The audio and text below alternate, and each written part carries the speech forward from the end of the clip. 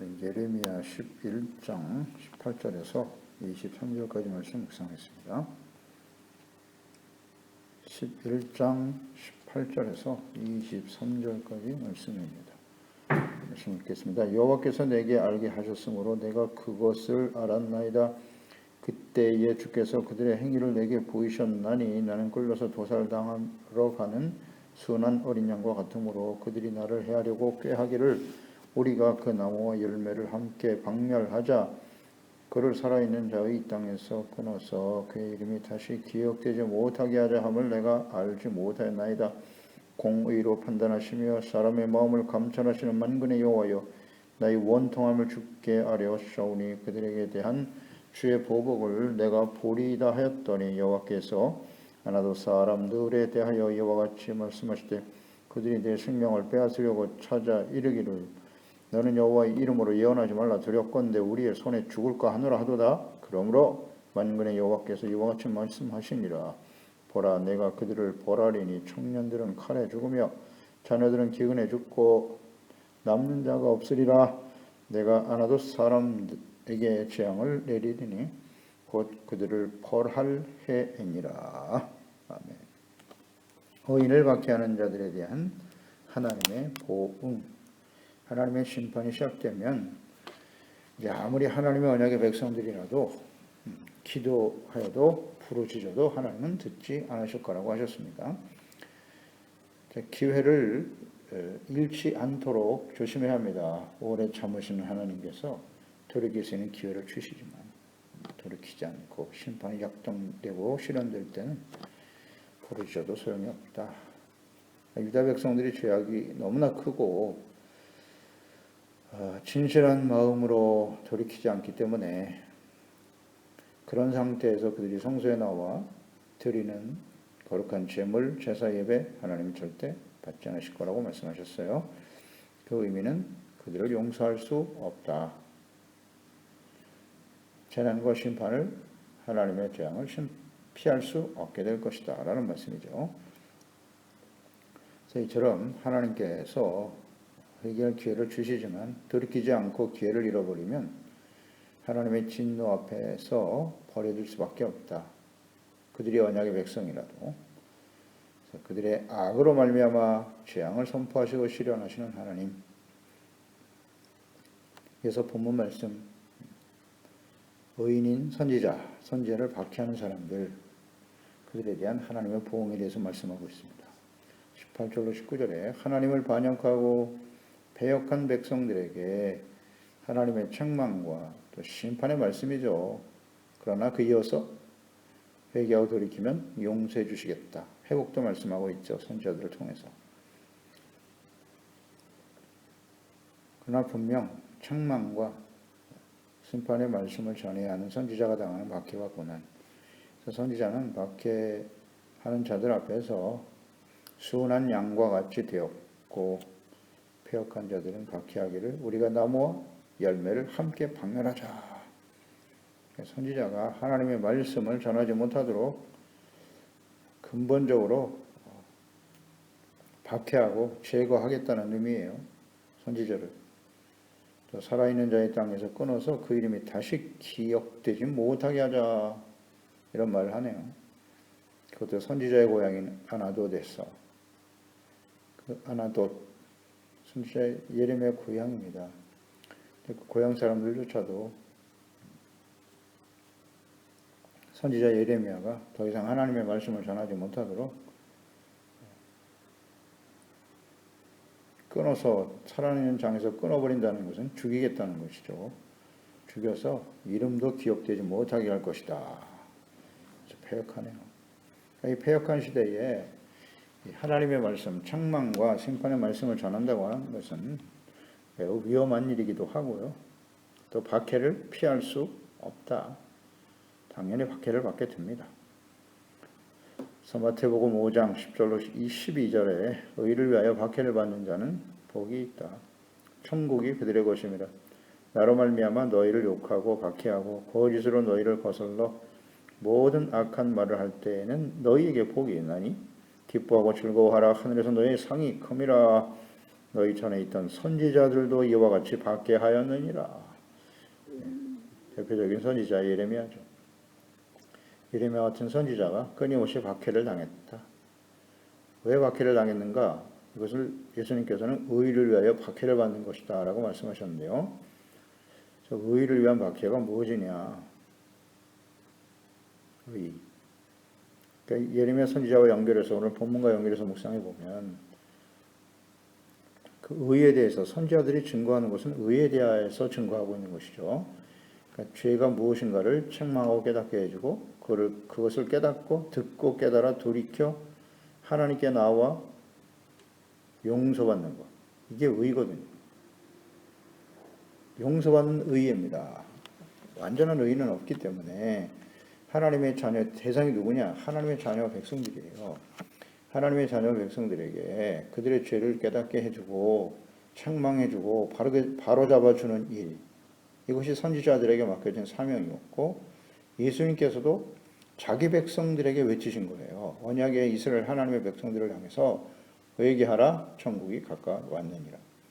그리고 아주 위선적이고 외식하는 바리새인들을 책망하셨죠. 독사의 자식들아 할 정도로 화 있을진저 아주 강하게 책망하셨는데 이로 인해서 예수님은 대제사장과 서기관들에 의해서 공의원들에 의해서 박해를 받고 십자가에 못 박히시게 된 것이죠. 그러니까 이처럼 과거의 선지자들도 의를 위해서 박해를 받는단 말이죠. 그러니까 하나님의 백성들의 죄를 깨닫게 해주고 바로잡아주고 하나님께 돌아와 용서받도록 하는 일이에요. 의를 위한 박해라는 것은. 이런 말씀을 사역을 감당하다 보면 박해를 받는 건 너무나 당연하다는 거죠. 그래서 잘 우리가 이해하게 되네요. 요한복음 15장 18절 19절에도 예수님께서 제자들에게 하신 말씀이죠. 세상이 너희를 미워하면 너희보다 먼저 나를 미워한 줄 알라. 너희가 세상에 속하였으면 세상이 자기의 것을 사랑할 것이나 너희는 세상에 속한 자가 아니요 도리어 내가 너희를 세상에서 택하였기 때문에 세상이 너희를 미워하는 것이다. 그러니까 세상에 속하지 않았기 때문에 세속화되지 않았다. 세상에 속한 것은 육신의 정욕, 안목의 정욕, 이 세상의 자랑이거든요. 죄악 가운데 살아갈 수밖에 없는 삶이 바로 세상이에요. 그 세상에서 의의 삶을 살아가고 소금으로 살아간다는 것은 그들의 삶 자체가 이미 의롭고 거룩한 삶을 추구하려고 하는 그 삶 자체가 세상에 있는 사람들에게는 매우 불쾌한 일이죠. 자신들의 죄를 자꾸 지적해주고 드러나게 하니까 빛으로 살아가는 삶은 죄악된 사람을 비추기 때문에 매우 불편하고 그래서 거부를 당하고 박해를 당할 수밖에 없는 것이다. 세상에 속하지 않았기 때문에 미워하는 것이다. 우리가 그리스도인으로 빛과 소금으로 세상을 살아가야 하는데요. 하나님의 자녀로. 이 세상에 살면서 한 번도 박해를 받아본 적이 없다? 그럼 그리스도인이 아닌 것이죠.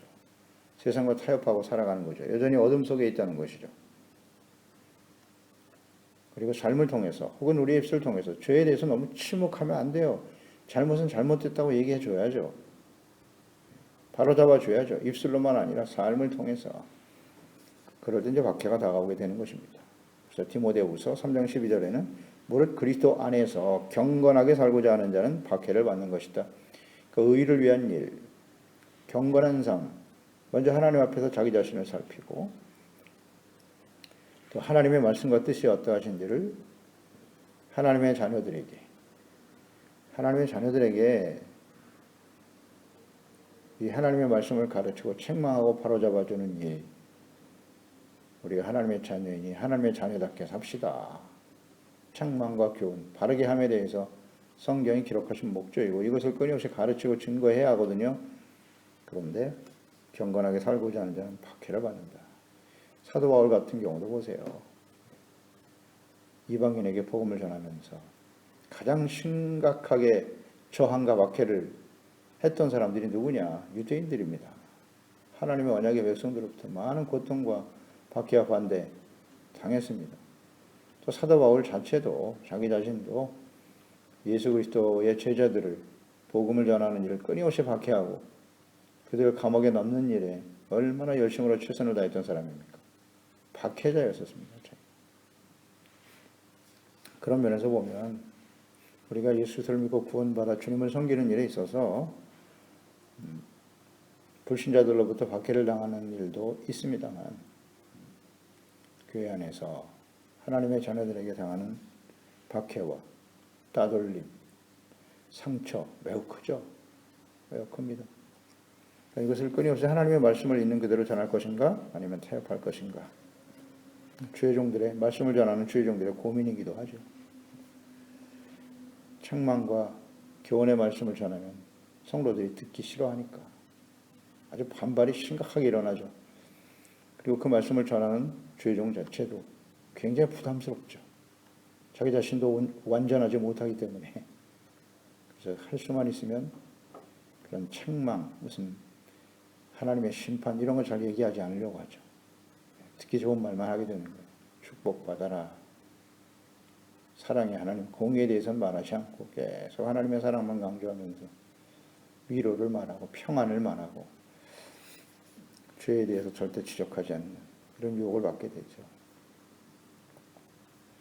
그러니까 의를 위해서 박해를 당하는 일은 하나님의 자녀, 경건한 하나님의 자녀, 하나님의 말씀과 뜻을 아는, 또 우리가 하나님 앞에서 온전하지 못하다는 사실을 인정하고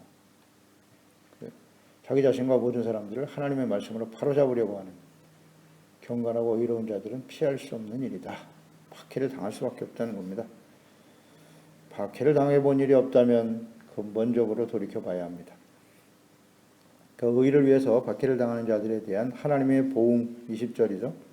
공의로 판단하시며 사람의 마음을 감찰하시는 만군의 여호와여, 나의 원통함을 주께 아뢰어 싸우니 그들에게 대한 주의 보복을 내게 보리이다 하였더니, 그러니까 억울하게 의를 위해서 박해를 당할 때 하나님께서 갚아주실 것이다. 이것을 확신할 수 있어야 돼요. 선지자는 이제 확신을 가지고 지금 주님께 기도하고 있는데요.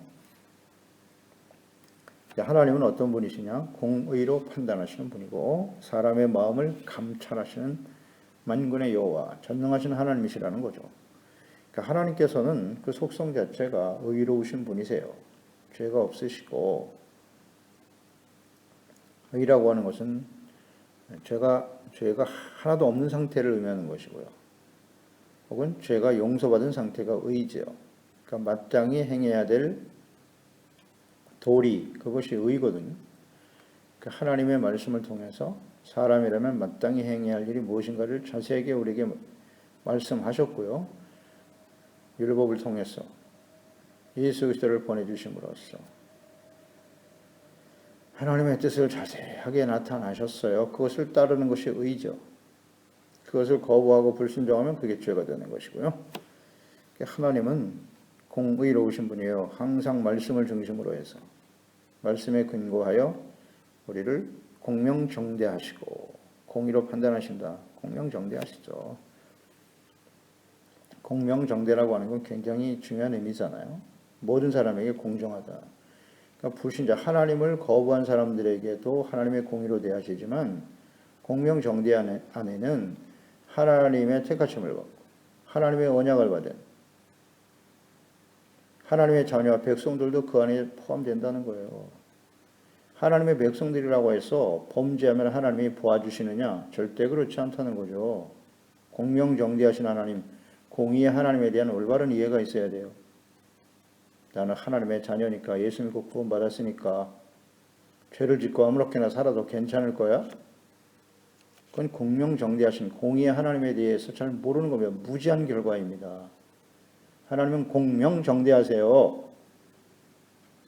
하나님의 자녀라고 악을 행하는 걸 그대로 좌시하시고 적당히 보아 넘기시는 분이 아니라는 사실을 알아야 해요. 그러나 하나님이 원하시는 것은 심판이 아니죠. 징계의 목적은 무엇입니까? 깨닫고 돌이키라는 거잖아요. 돌아오면 의와 평강의 열매를 맺게 하시는 분이 하나님이세요. 그게 하나님의 뜻이죠. 의의 재판장이 되시는 분이 하나님이십니다. 하나님께서는 사람의 마음과 의도를 아시는 분이시죠. 감찰하시는 분이다.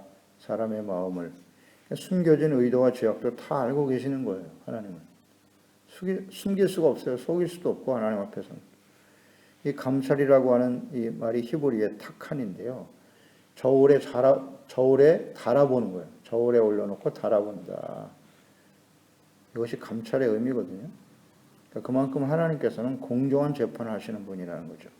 의로움과 죄악을 분명하게 저울에 달아서 한치 오차도 없이 판단하시는 분이 하나님이시다. 감찰하시는 하나님, 탁한.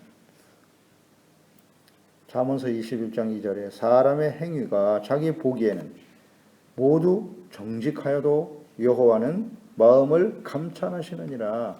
저울로 달아서 어떤 것이 죄고 잘못된 것인가를 정확하게 알고 계신다는 것입니다. 그렇습니다. 사람들이 생각하기에 자신의 행위가 자기 보기에는 모두 정직한 것처럼 여겨진다. 자기 보기에 정직하여도 나는 죄가 없는 것 같아도 하나님께서는 우리의 마음을 감찰하시는 분이다. 그러니까 억울하게 의를 위해서 박해를 당하는 자들을 이 감찰하시는 하나님께서 변호해 주시고 또 공의로 판단하셔서 악한 자들을 반드시 심판하시는 분이 하나님이십니다.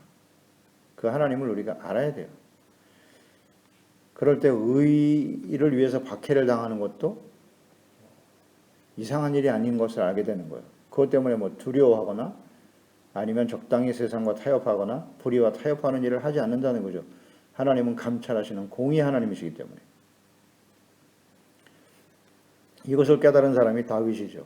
하나님의 마음에 합한 사람 다윗의 깨달음과 고백, 그의 믿음을 볼까요?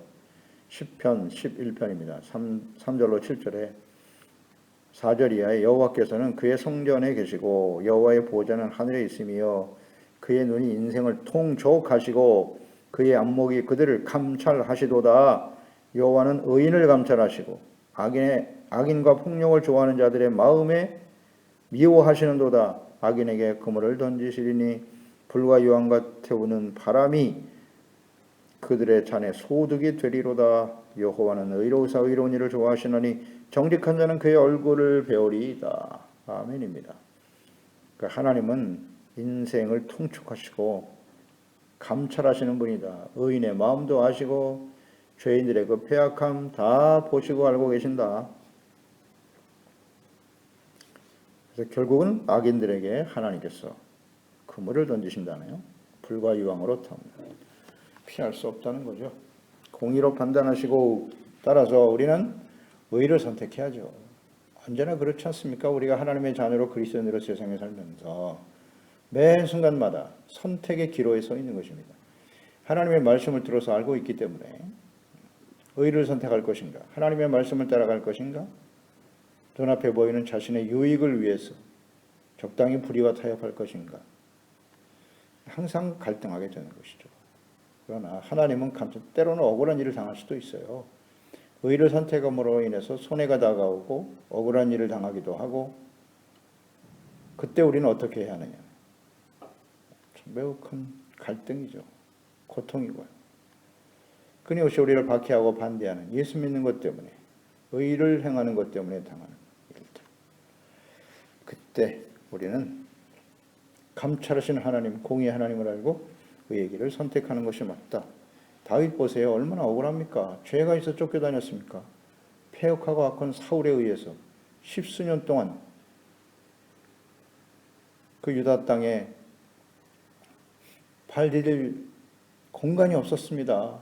그래서 이방 땅에 넘어가서 생명을 구걸하는 신세가 될 정도로 너무나 큰 고통을 당했는데요. 그때 그 모든 고난과 시련을 이겨낼 수 있었던 힘, 그것은 감찰하시는 하나님, 공의로 판단하시는 하나님께 모든 걸 맡겼다는 거죠. 그랬더니 하나님께서 의인의 편을 들어주시고 지켜주시고 보호하시고 승리하게 하시더라. 그런 시련을 통해서 억울한 일을 통해서 다윗은 아주 분명하게 깨닫고 배우게 된 것입니다. 의인이 악한 자들에게 박해와 억울하게 고난을 당하게 되지만 공의 하나님께서 반드시 판단해 주신다. 그러므로 우리는 두려워할 필요 없고요. 불의와 타협해서도 안 됩니다. 그리고 또 하나는 우리가 원수를 갚으려고 해서는 안 된다는 거예요.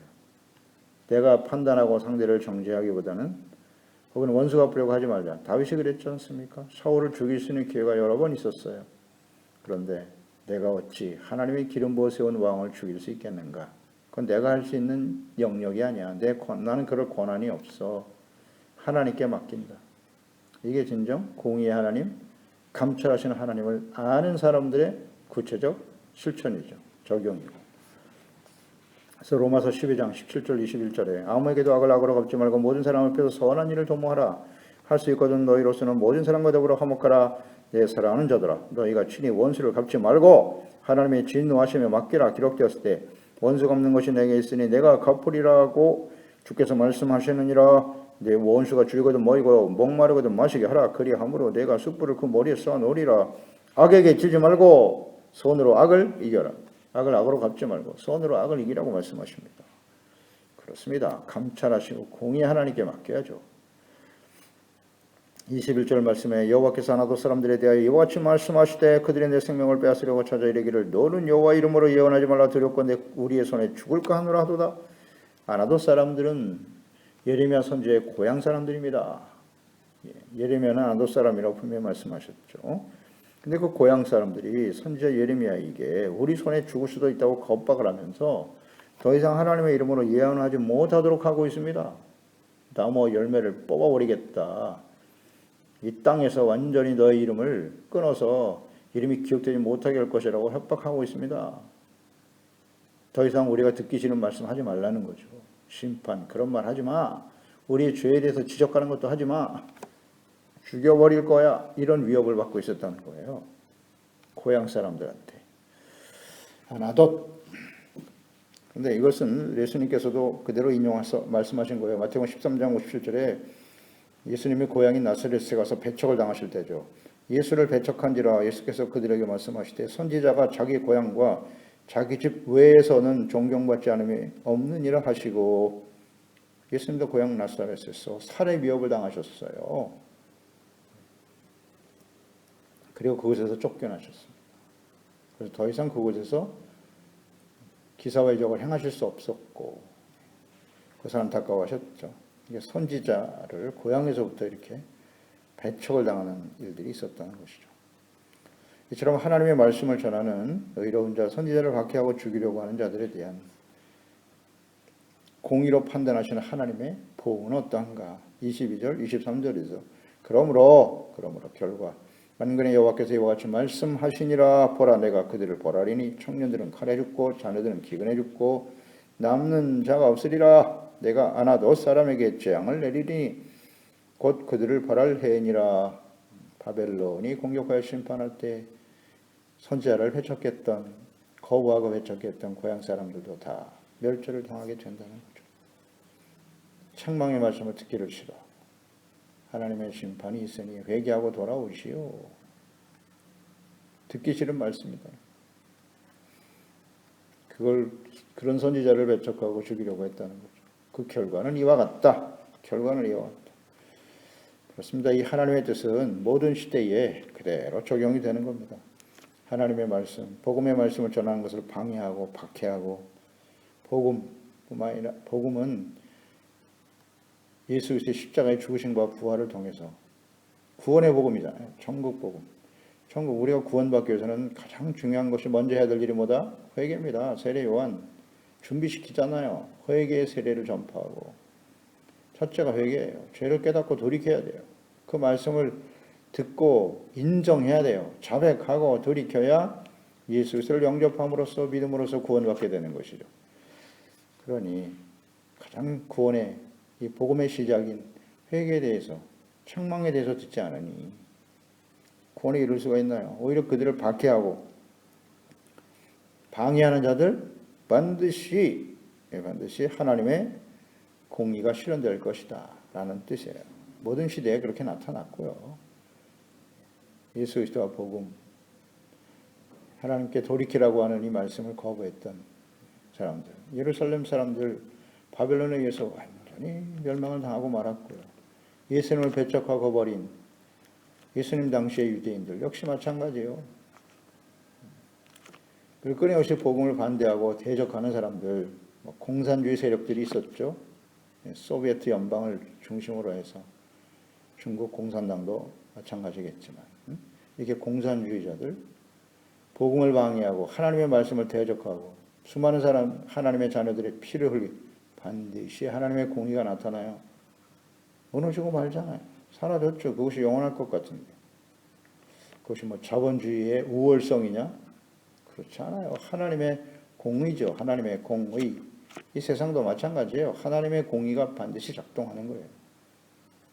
작동하는 거예요. 그 이념 자체가 의를 추구하는 것이 아니에요. 이념 자체가 의와 불의를 가르진 않아요. 다만 하나님을 대적하는 세력들은, 복음을 방해하는 세력들은 하나님께서 공의로 판단하신다는 것이죠. 정치적인 힘으로, 군사력으로, 경제적으로 상대방을 제압하고, 역사는 그렇게 흘러가죠. 하나님이 없는 세상은. 그러나 우리 하나님의 자녀들은 원수가 없는 것은 하나님께 있으니 우리는 하나님의 의를 추구하는 겁니다. 의. 하나님의 진리의 말씀을 따르며 순종하는 사람이 되는 것이 중요하죠. 역사 속에 다 실현되어 왔고 앞으로도 마찬가지예요. 이제 마지막 심판이 임박한 시대에 우리가 살고 있는데요.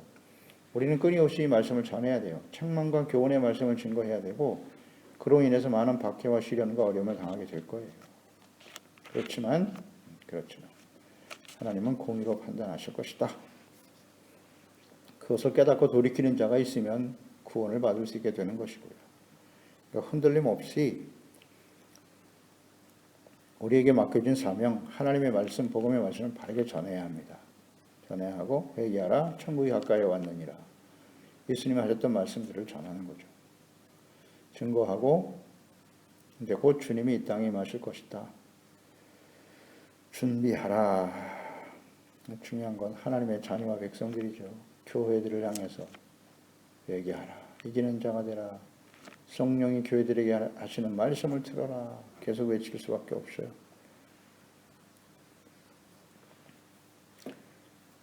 예수님과 예수님의 제자들, 사도들도 다 이렇게 박해를 받았죠. 박해를 받았지만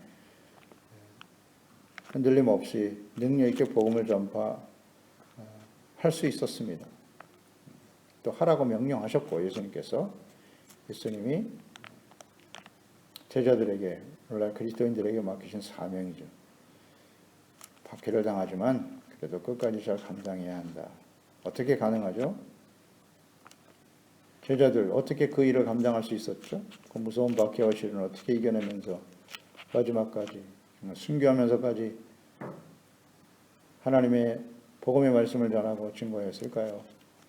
사도행전 1장 8절이죠. 오직 성령이 너에게 임하시면 너희가 권능을 받고 예루살렘과 유대와 사마리아와 땅 끝까지 이르러 내 증인이 되리라. 아멘입니다. 성령이 임하셔야 돼요. 성령 받은 제자들이 이 사명을 감당했듯이 오늘날도 하나님의 성령이 우리 가운데 임하시도록 끊임없이 간구하고 기도하고 성령이 주시는 능력으로, 내 능력이 아니라 나의 의지와 노력이 아니라 성령이 주시는 능력을 힘입어 땅끝까지 증인으로서 사명을 다하는 종들이 되어야 할 것입니다. 기도하겠습니다. 하나님 아버지 감사합니다. 오늘도 하나님께서 말씀을 통해서 하나님의 말씀, 예레미야 당시에 하나님이 전해야 될 선지자의 말씀, 선지를 통해 전하는 말씀은 책망, 회개, 용서, 회복에 대한 말씀하셨지만 하나님의 백성들은 이것을 거부했습니다. 박해하고 죽이려고 했습니다. 그 가운데서도 하나님께서는 흔들림 없이 선지자에게 주어진 사명을 잘 감당하도록 할 수 있도록, 감당을 할 수 있도록 하나님께서는 공의로 판단하시는 분이고 사람의 마음을 감찰하시는 분입니다. 의인을 박해하고 반대하는 자들에 대해서 하나님 반드시 심판하실 것을 말씀하셨죠. 이 하나님을 알기 때문에 우리는 불의와 타협할 수 없고 낙심하거나 두려워할 필요도 없습니다. 우리가 친히 그들과 대적하여 원수를 갚으려고 해서도 안 되겠죠. 모든 걸 하나님께 맡기고 의의 하나님, 공의의 하나님을 바라보면서 주어진 자리에서 묵묵히 사명을 감당하면서 많은 사람들이 깨닫고 주님께 돌아와 구원받을 수 있도록 쓰임받는 우리 소중한 지적 화력들 자녀들이 되게 하여 주시옵소서. 예수님의 이름으로 기도드려 나이다. 아멘.